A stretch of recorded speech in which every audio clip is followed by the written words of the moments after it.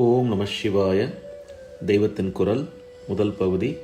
சுவாமி என்றால் குமாரசுவாமியே என்ற அருளுரையின் தொடர்ச்சி. அகராதியில் அதை எழுதியவன் தன்னுடைய சித்தாந்தம் முதலான எந்த சொந்த கொள்கைக்கும் பட்சபாதம் காட்டக்கூடாது. பிற மதங்களை சேர்ந்த வார்த்தைகளானாலும் இங்கே அகராதியில் அவற்றை விட்டுவிடாமல் ஆட்சேபிக்காமல் அவற்றுக்கு அந்தந்த மதஸ்தர்கள் என்ன அர்த்தம் என்ன பெருமை என்று நினைக்கிறார்களோ அதைத்தான் கொடுக்க வேண்டும். வேண்டுமானால் இப்படி இன்னாருடைய நம்பிக்கை என்று பட்டும் படாமலும் சேர்க்கலாமே தவிர கண்டனம் ஒன்றும் பண்ணக்கூடாது. எல்லா வார்த்தைகளுக்கும் அர்த்தம் கொடுக்கத்தான் வேண்டும். அது எந்த கட்சியாரின் கொள்கை என்று பார்ப்பது அகராதிக்காரனின் வேலை இல்லை.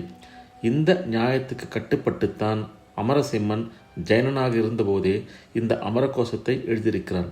இன்றைக்கும் சகல சமஸ்கிருத மாணவர்களும் நெட்டுரு போடுகிற மாதிரி பொது நோக்கோடு எழுதியிருக்கிறான். அகராதியா நெட்டுருவா? அது என்ன காவியமா ஸ்தோத்திரமா? அது எப்படி நெட்டுரு போடுவது என்று தோன்றும். ஆனால் அமரகோசம் அழகான சுலபமான ஸ்லோகங்களாக காவியம் மாதிரி ஸ்தோத்திரம் மாதிரி அப்படியே நெட்டுரு போட வசதியாகத்தான் இருக்கிறது. அதை மனப்பாடம் செய்வது வழக்கமாகி விட்டிருக்கிறது. அந்த காலத்தில் எல்லா சாஸ்திரங்களும் வேதாந்தம், வைத்தியம், சங்கீதம், டிக்ஷனரி கூடத்தான் ஸ்லோகங்களாகத்தான் செய்யப்பட்டன. காரணம் என்ன? அப்போது அச்சு போட்டு புஸ்தகம் தயாரிக்க தெரியாது. எனவே கடைக்கு போய் விலை கொடுத்து எத்தனை பிரதி வேண்டுமானாலும் வாங்கிக் கொள்ளலாம் என்றால் முடியாது. அத்தனை வித்தியார்த்திகளுக்கும் ஏட்டுச்சுவடியில் எழுதி கொடுப்பது என்றால் அதற்கே ஆயுசு காலம் போதாது. எனவே எதையும் மனப்பாடம் பண்ணுகிற மாதிரி கொடுப்பதையே யுத்தம் என்று கண்டார்கள். பேச்சு நடையில் இருப்பது மறந்து போகும். எப்போதும் நாம் பேசிக்கொண்டே இருப்பதால் அதே நடையில் இருக்கிற பாடம் தனியாக மனசில் நிற்காமல் உதிர்ந்து போய்விடும். ஆனால் அதுவே ஒரு சந்தம், எதுகை, மோனை முதலானவைகளோடு சேர்த்து செய்யுளாக வந்துவிட்டால் மனப்பாடம் செய்து மனசில் மறக்காமல் பறித்து கொள்ளலாம். இதனால்தான் எந்த சாஸ்திரத்தையும் ஸ்லோகங்களாக செய்து உருப்போட வைத்தார்கள். அச்சு புத்தகங்கள் வருகிற வரையில் மகா பண்டிதர்களாக இருந்த பலர் ஒரு ஏட்டுச்சுவடு கூட இல்லாமல் ஞாபக சக்தியிலிருந்தே சகல சாஸ்திரங்களையும் கற்றுக்கொண்டு சொல்லி வந்தார்கள். இப்போது புஸ்தகம் என்று ஒன்று இருப்பதால் பார்த்து கொள்வதற்குத்தான் புஸ்தகம் இருக்கிறதே என்று எவரும் எதையும் இப்படி மனசுக்குள் ஆழமாக வாங்கிக் கொள்ளாத நிலைமையை பார்க்கிறோம். இன்று வெளியே லைப்ரரிகள் அதிகம். அக்காலத்திலோ எழுத படிக்க தெரியாதவர்கள் கூட ரொம்ப பேர் தாங்களே வாக்கிங் லைப்ரரிகளாக இருந்து வந்தார்கள். காரணம் நெட்டுரு பழக்கம்தான். இப்படி நெட்டுரு பண்ணுவதாலேயே புத்திக்கு ஒரு பலம், ஐகாக்கிரியம், ஒழுக்கம் இவையும் மாணாக்கருக்கு உண்டாயிற்று. நிறைய நேரம் இதே காரியமாக உட்கார்ந்தால்தானே ஒரு விஷயம் மனப்பாடமாகும். ஆதலால் மாணாக்கரின் புத்தியை கண்ணாபின்னா என்று பல விஷயங்கள் போகாமல் கட்டி போட்டு படிப்பிலேயே வைத்திருப்பதற்கு இப்படி மனப்பாடம் பண்ணுவது ரொம்ப சகாயம் செய்தது. இதற்கு வசதியாக சகல சாஸ்திரங்களையும் சயின்ஸுகளையும் பத்தியமாக எழுதி வைத்தார்கள்.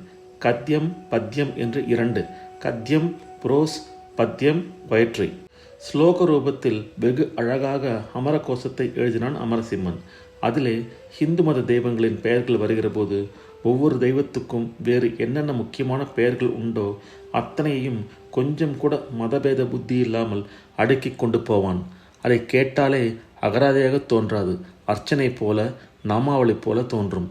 உதாரணத்துக்கு இதோ சம்பு என்ற வார்த்தைக்கு பிரதிபதங்களாக அமரம் சொல்வதை கேளுங்கள்.